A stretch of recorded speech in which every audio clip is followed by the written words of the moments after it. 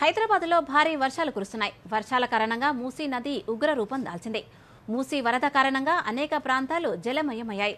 నదీ ప్రవాహంలో చిక్కుకున్న వారిని సురక్షిత ప్రాంతాలకు తరలిస్తున్నారు. వరద ప్రభావిత ప్రాంతాల్లో డ్రోన్ల ద్వారా ఆహారం అందిస్తున్నారు. దీనిపై మరిన్ని వివరాలు ఇప్పుడు చూద్దాం.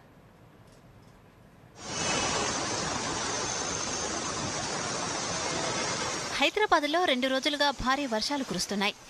దీంతో ఇప్పటికే అనేక ప్రాంతాలు జలమయమయ్యాయి. ఎగువన కురుస్తున్న వర్షాలతో ఉస్మాన్ సాగర్, హిమాయత్ సాగర్ జలాశయాలకు భారీగా వరద నీరు వచ్చి చేరుతోంది. గండిపేటకు 25 ఏళ్లలో రికార్డు వరద నీరు వచ్చి చేరిందని అధికారులు తెలిపారు. దీంతో జంట జలాశయాల 15 గేట్లను ఎత్తి 35,000 క్యూసెక్కులకు పైగా నీటిని మూసీకి వదలడంతో లోతట్టు ప్రాంతాలు జలమయమయ్యాయి.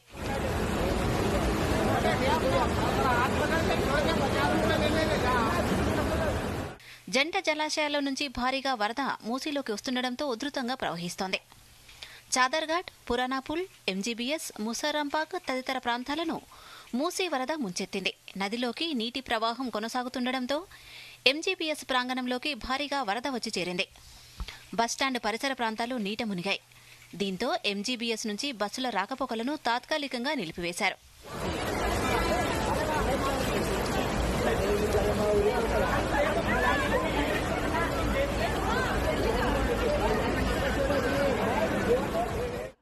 మూసీ ఉధృతికి పురానాపుల్ వద్ద శివాలయంలో సిబ్బంది చిక్కుకున్నారు. దీంతో మూసీ నది మధ్యలోనే ఆలయంలో 4 వ్యక్తులుండిపోయారు. వారిని క్రేన్ల సాయంతో హైడ్రా అధికారులు సురక్షితంగా బయటకు తీసుకొచ్చారు. ముసారాంబాగ్ వంతెనపై నుంచి 10 అడుగుల మేర ప్రమాదకరంగా వరద ప్రవహిస్తోంది. నిర్మాణంలో ఉన్న నూతన వంతెనను తాకుతూ వరద ప్రవహిస్తోంది. వరద ధాటికి బ్రిడ్జికి సంబంధించిన నిర్మాణ సామగ్రి కొట్టుకుపోయింది. జియాగూడ వద్ద మూసీ ఉధృతంగా ప్రవహిస్తోంది. దీంతో జియాగూడ నుంచి పురానాపుల్ వెళ్లే హైవేపైకి భారీగా వరద నీరు వచ్చి చేరుతోంది.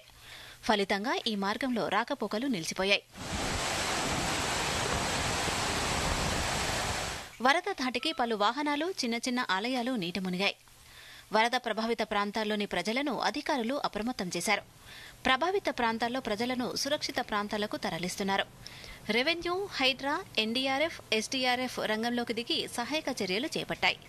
Bureau report, Doordarshan news.